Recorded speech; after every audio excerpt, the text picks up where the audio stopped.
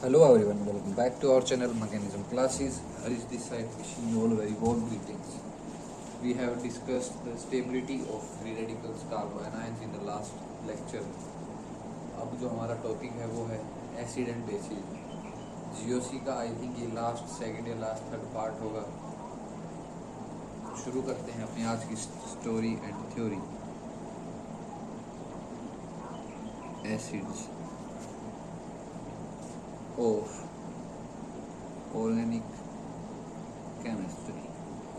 एक बार ध्यान करना, मैंने एक पॉइंट बताया था, मीथेन है, इसमें से H पॉजिटिव निकाल दें और पीछे क्या बच जाए CH3 negative.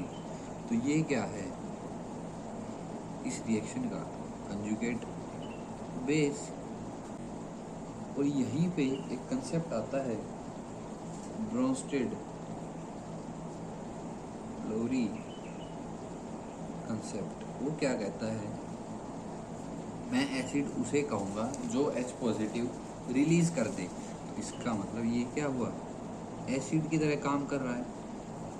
Week strong that's the different opinion, लेकिन H पॉजिटिव रिलीज कर रहा है. तो ब्रोंस्टेड लोरी कहता है कि मैं उसे एसिड का नाम दे दूंगा. और जो पीछे एसिड अपना काम करके जो पीछे छोड़ता है उसे हमने क्या समझा था, एलिमिनेशन रिएक्शन. जब कवर कर रहे थे न्यूक्लियोफिलिक सब्स्टिट्यूशन एलिमिनेशन रिएक्शन, जरा याद करना हमने क्या बोला था उसे, कंजुगेट बेस. और वहाँ पर क्या बताया था, जितना ज़्यादा स्टेबल कंजुगेट बेस उतना ही स्ट्रॉन्ग एसिड. ठीक है, कंजुगेट बेस क्या है यहाँ पर, CH3 नेगेटिव, मतलब कार्बन आयन को स्टेबिलिटी के फैक्टर्स हम लास्ट लेक्चर में डिस्कस किए थे. तो क्या करना है, कुछ पॉइंट्स डिफरेंट हो गए कि एसिड की कहानी शुरू हो चुकी है, लेकिन बेसिक्स इसका रहेगा कार्बन आयन की स्टेबिलिटी के फैक्टर्स का.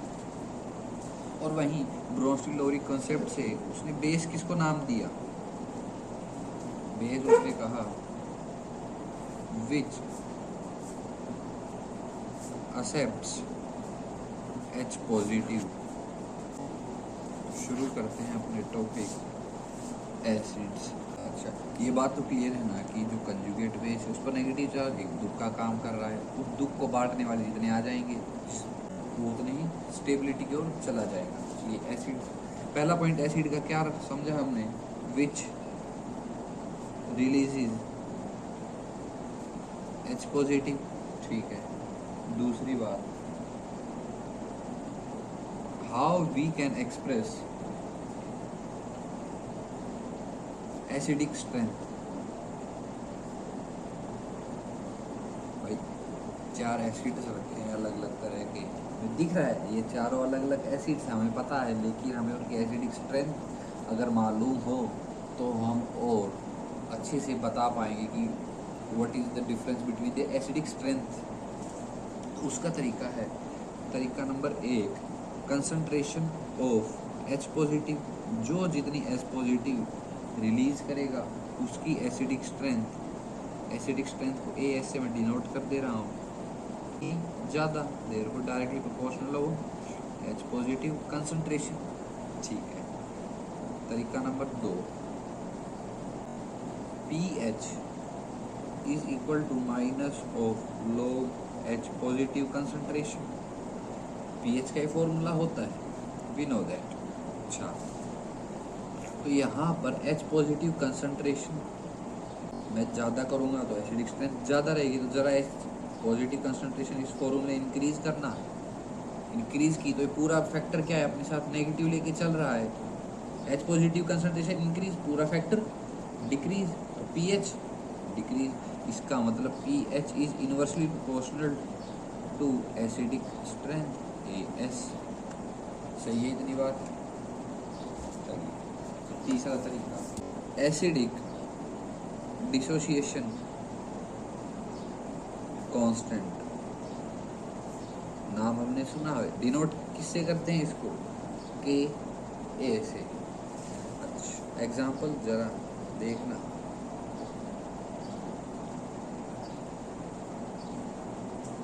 H positive plus A negative. यहाँ पर K A acidic dissociation constant K A is equal to K equilibrium लिख दूँ, इक्विलिब्रियम रिएक्शन है, is equal to concentration of product क्या है, ए नेगेटिव की concentration into H positive concentration upon reactant concentration H A. This is the value of K A. ये रही H positive, पूरा बढ़ाना इसको तो के ए भी increase, therefore acidic strength is directly proportional to K A. Fourth term P K ए का formula हम पे पता है, log ऑफ के ए। इसका मतलब मुझे एसिडिक स्ट्रेंथ बढ़ानी है तो के ए की वैल्यू इस फॉर्मूले से मैं बढ़ा सकता हूँ। जरा के ए की वैल्यू बढ़ाना, ओवरऑल नेगेटिव है, ओवरऑल डिक्रीज होगी। जितना हम के ए वैल्यू बढ़ाएंगे तो पूरी वैल्यू डिक्रीज होती चली जाएगी। Hence P K A is inversely proportional to acidic strength. ये चार तरीके थे सिंपल से, ठीक है। इससे अलग बात नोट डाल के मैं लिखवा देता हूँ, बार बार रिपीट ना करनी पड़े। Acidic strength is directly proportional to stability of conjugate base. तो मैं कह सकता हूँ क्या, एग्जाम्पल के तौर पर क्या गिवन है, if stability of conjugate base is given है A negative greater than B negative, conjugate base की स्टेबिलिटी गिवन है, therefore I can write H A is more acidic than H B. जितना ज़्यादा कंजुगेट बेस स्टेबल वो acidic उतना ही ज़्यादा होगा। चलिए ठीक है, अब बात करते हैं कि factors affecting acidic strength. Acidic strength हम जान चुके हैं, how we can express it, what is acidic strength. तो हेडिंग डालते हैं फैक्टर्स अफेक्टिंग एसिडिक स्ट्रेंथ।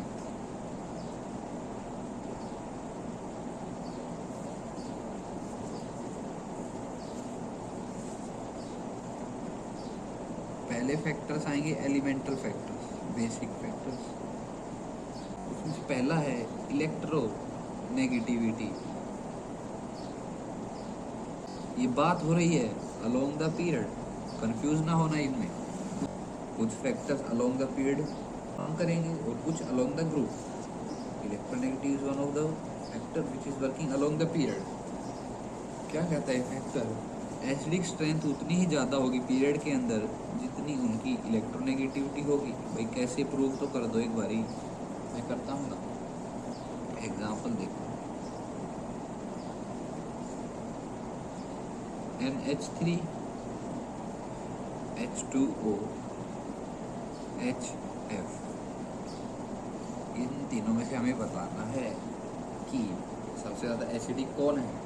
तो मैं हेल्प लेना चाहता हूँ इलेक्ट्रोनेगेटिविटी की। क्यों, हमें समझ में आ रहा है, nitrogen, oxygen, fluorine, this is the trend of a period. तो पीरियड का नाम याद आते ही हमें इलेक्ट्रोनेगेटिविटी दिमाग में आया। इलेक्ट्रोनेगेटिविटी कैसे निकाल सकता हूँ, इसमें से H+ रिलीज करवा देना एसिड बनाने के लिए। पीछे क्या छोड़ेगा, कंजुगेट बेस। कंजुगेट बेस क्या है, NH2 नेगेटिव। इसमें से H पॉजिटिव रिलीज करवा दो, OH नेगेटिव, एंड इसमें से भी करवा दो तो F नेगेटिव। तो हमें इलेक्ट्रोनेगेटिविटी का ऑर्डर क्या मालूम है, FON, आगे Cl, फोन, कॉल, बारात, ICP। ये इसका ट्रिक है याद करने का। तो हमें पहले तीन काम है, ये इसका इलेक्ट्रोनेगेटिविटी का ऑर्डर मैंने लिख दिया है। और एसिडिक स्ट्रेंथ का ऑर्डर क्या होगा, जो होगा इलेक्ट्रोनेगेटिविटी का order, which is also like that. अब जरा देखो, हमें पता है HF इनऑर्गेनिक एसिड्स हैं, बहुत ज़्यादा एसिडिक स्ट्रेंथ रखते हैं। और ये जब ऐसा बेस हम अभी पढ़ के आए हैं NH3 को, बेस है तो सबसे पुअर एसिडिक होगा। बीच में H2 to differentiate both of them. दूसरा एलिमेंटल फैक्टर साइज, अलोंग मैं कह दूँ डाउन द ग्रुप। एग्जाम्पल से मैं बात करता हूँ, फिर बताता हूँ क्या इसका ट्रेंड होगा। HF फिर कल बरार आई FCl BrI। H पॉजिटिव निकाल दो भाई फटाफट से। पीछे क्या रह गया, F negative, Cl negative, Br negative and I negative. Down the group size increase होता जाता है। इन एनायंस के साइज का ऑर्डर क्या होगा, ऐसे होगा, ठीक है। और एसिडिक स्ट्रेंथ क्या याद रखना है, acidic strength is directly proportional to size, जब बात कर रहे हो down the group, this is the same order for acidic strength as per the size. This order is very conceptually classified, क्योंकि साइज जितना बड़ा होता चला गया, अट्रैक्शन कम होती चली गई, एच पॉजिटिव को छोड़ने की क्षमता तेज होती चली गई, एसिडिक स्ट्रेंथ बढ़ता चला गया। जो जितना तेजी से एच पॉजिटिव छोड़ेगा वो उतना ही एसिडिक कैरेक्टर रखता है। दो एलिमेंटल फैक्टर्स थे, डिस्कस कर लिए। अब बात करते हैं दूसरे factor, inductive. How does it affect the acidic strength. जरा देखना, एसिडिक स्ट्रेंथ मैं कैसे क्लासीफाई कर सकता हूँ भाई, -I मतलब खींचने का काम करेगा। कंजुगेट बेस के पास ऑलरेडी नेगेटिव चार्ज है, तो उस दुख को जितना बांटेगा उतना ज़्यादा स्टेबल होगा। -I directly proportional on acidic strength, inversely proportional on +I। चलिए ठीक है, example CH2 C double bond OH, CH2 C double bond OH. Here we have attached fluorine, and here we have simple hydrogen, and last we have CH2 C double bond OH, and here we have methyl group। फटाफट से H positive निकालना। H positive कौन सा निकलेगा, most acidic hydrogen होगा वही निकलेगा। भाई ये तो ऑब्वियसली एसिड है, ये भी एसिड है, ये भी एसिड है, तो H पॉजिटिव यही तो बाहर निकलेगा ना। पीछे क्या बच जाएगा, O negative fluorine, CH2 H C double bond O negative, CH2 CH3 C double bond O negative. भाई इससे तो अभी क्लासीफाई नहीं हो पा रहा, ऊपर सब पर नेगेटिव चार्ज है। तो अब देखो सब्स्टिट्यूएंट्स क्या क्या अटैच्ड है, फ्लोरीन, हाइड्रोजन, CH3 क्या है, +I देने वाला है। +I तो मतलब ये लास्ट में बिना कोई झिझक के लिख दो, ये लास्ट में स्टेबल होगा, मतलब लीस्ट एसिडिक स्ट्रेंथ होगी इसकी। F और H में, इन दोनों में से -I F का ज़्यादा है, ग्रेटर देन H, तो इसका ऑर्डर लिख देता हूँ मैं एसिडिक स्ट्रेंथ का। कोई शक यहाँ तक, कोई दिक्कत नहीं। कंक्लूजन लिखवा देता हूँ फटाफट। Conclusion 4, inductive effect, HC double bond OH formic acid है, अटैच्ड क्या है, H। अच्छा यहाँ पर CH3 COOH मतलब एसिटिक एसिड, ये आया +I ग्रुप, ये तो ऑब्वियसली डिक्रीज करेगा तो एसिडिक स्ट्रेंथ को। Then this is the order, formic acid is more acidic than acetic acid. आज तक हम ये सिर्फ जानते थे, अब इसका रीजन भी समझ में आ गया ना, ठीक है। और दो कंक्लूजन देख लो, और दो कंक्लूजन देख लो। Second HCOOH and here we have G, कोई ग्रुप होगा CH2 C double bond OH। यहाँ पर G में किसको लिख रहा हूँ, G is equal to -I strength less than iodine, iodine से कम -I स्ट्रेंथ है, तो obviously this will be less stable than formic acid. चलो इसे और क्लियर करना, G attached with CH2 C double bond OH। यहाँ पर G में किसको क्लासीफाई कर रहा हूँ, G is equal to strength greater than equal to iodine, तो मतलब इसकी acidic strength obviously formic acid से ज़्यादा होगी। ये तो देखो सिंपली डिफेक्ट ऑर्डर है, उसका हम खाली यूज़ कर रहे हैं यहाँ पे एसिडिक स्ट्रेंथ क्लासीफाई करते हैं। Now here comes the third factor which is resonance, और इसे किस नाम से देख सकते हैं अलग अलग जगह पर, एक्सटेंट ऑफ डीलोकलाइजेशन। वही कार्बोएनाइन के एग्जाम्पल अब शुरू हो जाएंगे। CH3 इस पर अटैच HA नाम दे लिया इस हाइड्रोजन को, then we have CH2 double bond CH, then CH2, here we have attached hydrogen which we name B, तो यहाँ पर CH2 अटैच है यहाँ पर HC, H positive acidic hydrogen बाहर निकाल दो, पीछे बच गया CH3 नेगेटिव, इसमें से निकाल दो HB को, पीछे बच गया CH2 negative, we have also CH2 negative attached on benzene ring। इसमें से हम अब तक देखते हैं रेजोनेंस स्ट्रक्चर, इसके +4 मोर रेजोनेटिंग स्ट्रक्चर्स आ जाएंगे। इसका रेजोनेंस फटाफट से ड्रॉ कर लेना, CH2 negative CH double bond CH2, इसका एक ही रेजोनेटिंग स्ट्रक्चर आया, ये है लोकलाइज्ड नेगेटिव चार्ज। ये यहाँ पर डीलोकलाइजेशन होगी, और हमें पता है रेजोनेंस या extent of delocalization always leads to the stability, then this is the order of acidic strength. और ये कंजुगेट बेस, इसमें सबसे ज़्यादा स्टेबल, फिर इसमें एक रेजोनेटिंग स्ट्रक्चर एक्स्ट्रा, इसमें 4 रेजोनेटिंग स्ट्रक्चर आए तो सबसे ज़्यादा स्टेबल, इसमें एक रेजोनेटिंग स्ट्रक्चर आए इससे कम स्टेबल, इसमें लोकलाइज चार्ज था तो ये सबसे कम स्टेबल। सिंपल है बात। अब जो मैंने कल इम्पोर्टेंट पॉइंट बताए थे वही मैं सेम अब दोबारा बता दे रहा हूँ। क्या क्वेश्चन है, एसिडिक स्ट्रेंथ कंपेयर करना phenol and acidic acid.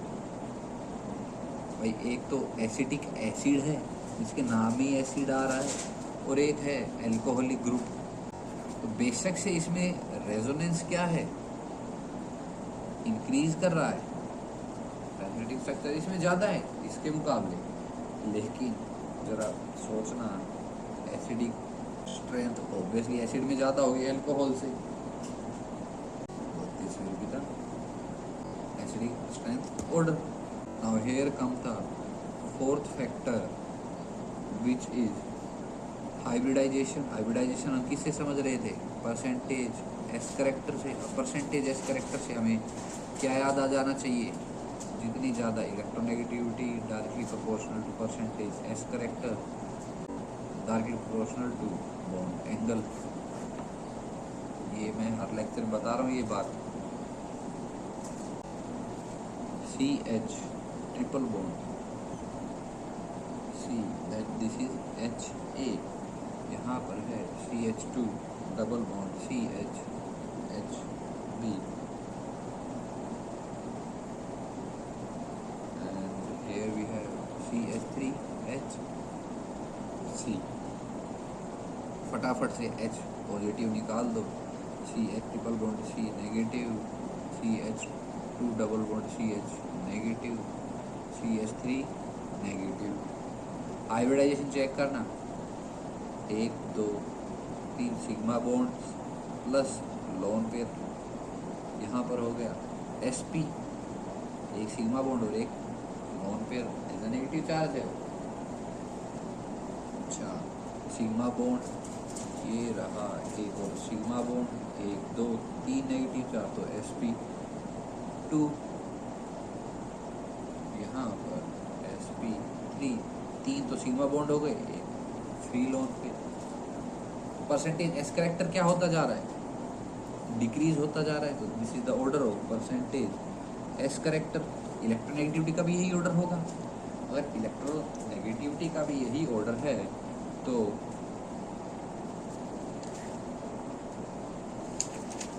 Acidic strength का भी सेम ऑर्डर होगा। सिंपल है इतनी सी बात। अच्छा, नेक्स्ट पॉइंट हमने सिमिलर केस कार्बन आयन में देखा था, क्या था, हाइब्रिडाइजेशन वर्सेस डीलोकलाइजेशन। और वहाँ पे हमने क्या माना था, वहाँ पर हमने समझा था hybridization is always dominating over delocalisation.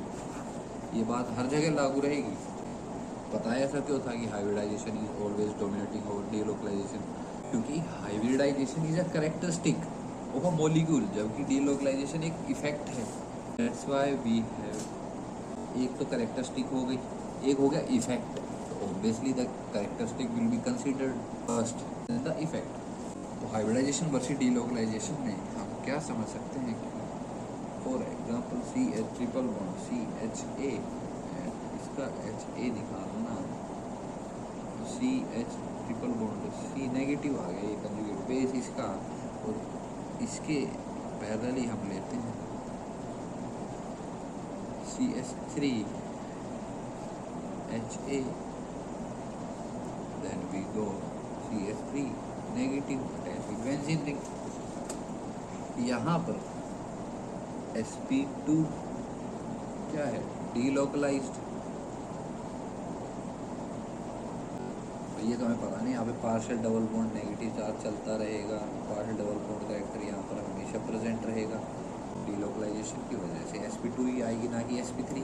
तो यहाँ पर हाइब्रिडाइजेशन क्या है, sp बट लोकलाइज्ड।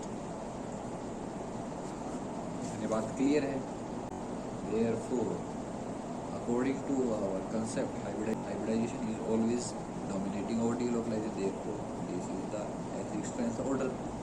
इसी से रिलेटेड एक एग्जांपल देख लो भाई।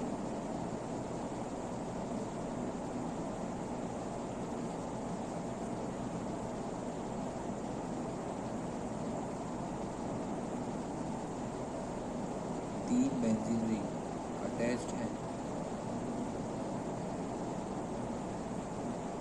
and we have the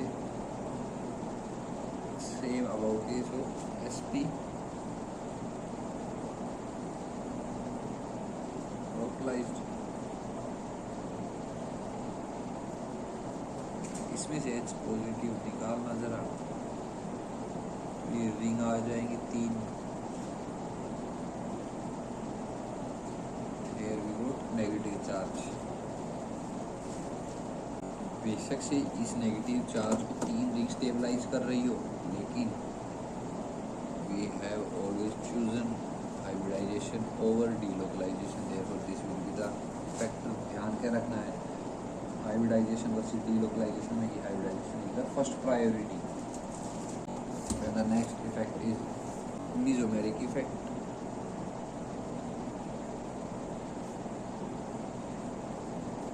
इलेक्ट्रॉनों की लेन देन, जब पाई बॉन्डेड सिस्टम अटैच्ड हो और ग्रुप इलेक्ट्रॉनिक लेन देन कैसे करेगा, रेजोनेंस के।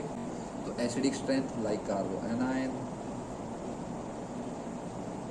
दो इलेक्ट्रॉन कंजुगेट को स्टेबल कर दे, चार्ज को लेने को हम कहते हैं -m। और एसिडिक स्ट्रेंथ में कह दो उतनी ही ज़्यादा होगी जितने नंबर ऑफ -m ग्रुप होंगे, जितने ज़्यादा दुख को बांटने वाले होंगे, उतनी ही ज़्यादा एसिडिक स्ट्रेंथ हो जाएगी।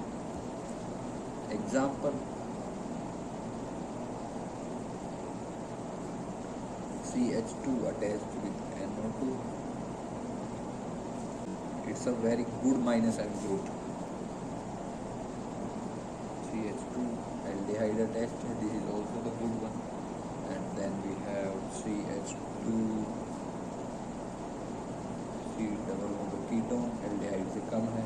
and last CH2 ester COOCH3।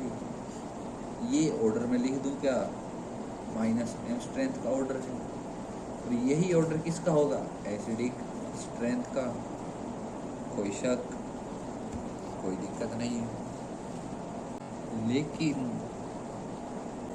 Exception आते हैं यहाँ पर, जो कि कार्बन आयन में भी आए थे। तो वही सेम कंसेप्ट अब यहाँ पर भी यूजर ने था। एक्सेप्शन का जो है याद करना, वह CH3 was attached with C triple bond N, मतलब साइनाइड ग्रुप से जब अटैच था। इसमें क्या फॉर्म हो रहा था, एलीन टाइप फॉर्म हो रहा था, वो अपने आप में बहुत अनस्टेबल था। कैसे, ये H है, इस H को निकालने के बाद CH3 CH2 है, CH2 negative, then C end triple negative charge इधर शिफ्ट एंड पर आ गया, नेगेटिव चार्ज। ये आप अपने आप में अनस्टेबल एलीन टाइप मॉलिक्यूल है। तो ये इतना अनस्टेबल है, इवन द ईस्टर जो है ना वो भी इससे ज़्यादा एसिडिक स्ट्रेंथ रखेगा। CH3 COOCH3, ये इसका एक्सेप्शन था। हमने ऊपर क्या देखा, ईस्टर की acidic strength NO2 aldehyde ketone से सबसे कम थी, लेकिन साइनाइड से ज़्यादा एसिडिक स्ट्रेंथ रखता है ईस्टर। ये एक्सेप्शन के अकॉर्डिंग है। उसका कारण भी बड़ा सिंपल सा ठीक सा है। अच्छा, -M का ऑर्डर बता देना एक बार जरा, CN और ईस्टर में। CN is always having -M strength than COOCH3, इसलिए हमने इसको एक्सेप्शन कहा। तो एक बार मैं ओवरऑल ट्रेंड लिख दूँ, दोबारा से आपको रिवाइज हो जाएगा। और -M और यह था एसिडिक स्ट्रेंथ के लिए NO2, then aldehyde, then ketone, then ester, then C triple bond N। अगर यहाँ पर सिर्फ -M इफेक्ट का ट्रेंड लिख रहे हो तो C ट्रिपल बॉन्ड सबसे आगे आना होता, लेकिन एसिडिक स्ट्रेंथ के लिए यहाँ पर ये ईस्टर के बाद में लाई करता है। बाकी फिर halogen, hydrogen, then last methyl group. Simple है ना। एक और पॉइंट, क्या, नंबर ऑफ -M ग्रुप वो हमेशा डोमिनेट करता है किसके मुकाबले, पावर ऑफ -M ग्रुप। इसका मतलब मैं क्या कहना चाह रहा हूँ कि 2 poor -M group are always showing more acidic strength than 1 good -M group। Example ज़रा सिंपल सी बता देता हूँ। एक पर अटैच्ड है कीटोन, जिसे गुड -M ग्रुप, और दूसरी जगह अटैच्ड हैं 2 ईस्टर, 2 पुअर -M ग्रुप, इससे ज़्यादा स्टेबल होंगे एक गुड -M ग्रुप से। लेकिन यहाँ पर भी एक्सेप्शन आ जाता है। एक्सेप्शन क्या कहता है, NO2 का मुकाबला यहाँ पर भी नहीं है। ये जो कंजुगेट बेस है ना NO2 का, वो किससे ज़्यादा स्टेबल है। इवन जब भी 2 ग्रुप भी अटैच हो ना, ईस्टर का ही सिंपली देख लेते, CH नेगेटिव, यहाँ पर COOCH3, यहाँ पर भी COOCH3। ये है क्या है, 2 पुअर -M ग्रुप्स, और यहाँ पर एक गुड -M ग्रुप। ये किसका केस याद रखना है, NO2 का। NO2 का तोड़ नहीं है भाई, वो तो डोमिनेटिंग ही रहेगा। कब, जब 2 पुअर के साथ कंपैरिजन हो। लेकिन NO2 भी कब कांप जाता है, NO2 भी जब हिल जाता है ना, जब NO2 के सामने 2 गुड आ जाएं। मैं अब ईस्टर की जगह अगर ले लूँ ना कीटोन, इवन कीटोन अगर 2 आ गए ना, तो वो भी NO2 को हरा देंगे। यहाँ पर क्या है, 2 गुड -M ग्रुप्स। समझ में आती है इतनी बात। Then the next factor we have aromaticity. मैं जल्दी जल्दी लिखवा ही देता हूँ, एरोमेटिसिटी समझ में आने लग गई होंगी आपको सब चीज़ें। जरा रिंग ड्रॉ करना फटाफट। यहाँ पर अटैच्ड है HA, then we have HB and HC, -HA -HB -HC इसको ड्रॉ करने की बजाय मैं सीधा लिख देता हूँ। जो कंजुगेट बेस आएंगे ये आएगा एंटी एरोमेटिक, ये आएगा एरोमेटिक, ये आएगा non aromatic. Therefore we know the stability, aromatic more stable than non aromatic, and non aromatic is more stable than anti aromatic. ये वही बात है कि भाई एक अच्छा प्लेयर हमारी टीम में अगर नहीं खेल रहा है ना, मतलब नॉन प्लेइंग, तो हम क्या चाहेंगे कि तो एटलीस्ट हमारी अपोजिट टीम में तो मत खेल, मतलब एंटी तो मत हो। समझ में आती है इतनी बात। Next factor is ring size. Ring size में ज़रा याद करना, कार्बन आयन में हमने क्या पढ़ा था कि बॉन्ड एंगल इंक्रीज होता चला जाएगा तो परसेंटेज एस करेक्टर इंक्रीज होता चला जाएगा। किसमें? बॉन्ड्स के अंदर। अगर बॉन्ड्स के अंदर परसेंटेज एस करेक्टर इंक्रीज हो गया तो percentage S character in negative charge वो डिक्रीज होता चला जाएगा, और नेगेटिव चार्ज डिक्रीज होता चला गया, स्टेबिलिटी भी डिक्रीज होती चली गई। समझ में आती है इतनी बात? सिंपल। फटाफट इसे लिखवा दे रहा हूँ क्योंकि बिल्कुल हम कार्बन आयन में डिटेल डिस्कशन कर चुके हैं। अगर आपने वो वीडियो अब तक चेकआउट नहीं किया है तो यू मस्ट गो देयर, तो एक बार देखनी चाहिए। वहाँ पर अभी और चीज़ें बेहतरीन तरीके से समझ रखी हैं आराम से। यहाँ पर अब एक इफेक्ट का नाम आता है which is new for us, which is जो कि है एनिलेशन इफेक्ट। एनिलेशन इफेक्ट क्या कहता है? मैं दो एग्जांपल से ही बात करता हूँ। ये HA है एरोमेटिक रिंग, ये भी एरोमेटिक है, कोई शक यहाँ तक। HB, लेकिन मैं यहाँ पर एक और रिंग जोड़ दूं तो ज़रा देखना, ये डबल बॉन्ड इसकी एरोमेटिसिटी मेंटेन कर रहा है और इस रिंग की भी एरोमेटिसिटी मेंटेन कर रहा है। बेंजीन है ना। अच्छा, अब मैं क्या करता हूँ, मैं इस रिंग के दोनों साइड बेंजीन जोड़ देता हूँ।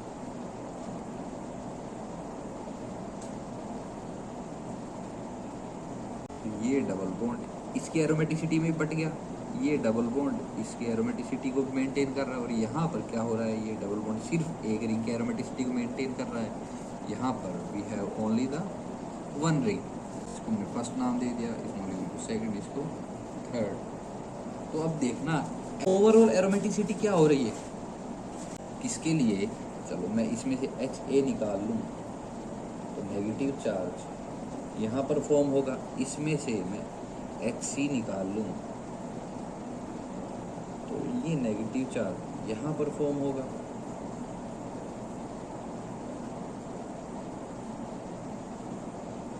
इसमें से मैं HB निकाल लूँ तो नेगेटिव चार्ज यहाँ पर फॉर्म होगा।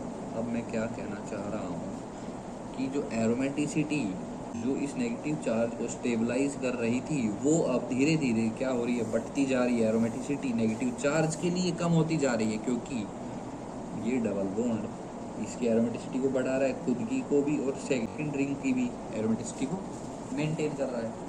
मैं कह सकता हूँ सबसे ज़्यादा एरोमेटिक कौन हुआ, ये वाला conjugate base, then we have this one, और सबसे लास्ट में जिसमें दो रिंग अटैच्ड है।